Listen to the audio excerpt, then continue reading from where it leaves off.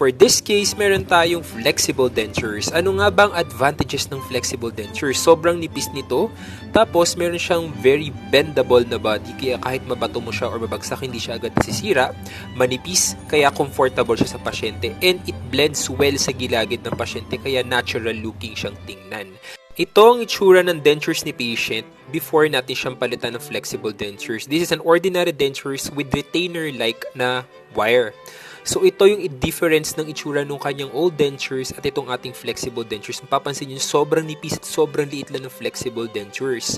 So yan, try na natin i-fit kay patient. Ito yung kanyang bungi sa harapan nung wala pa siyang pustiso.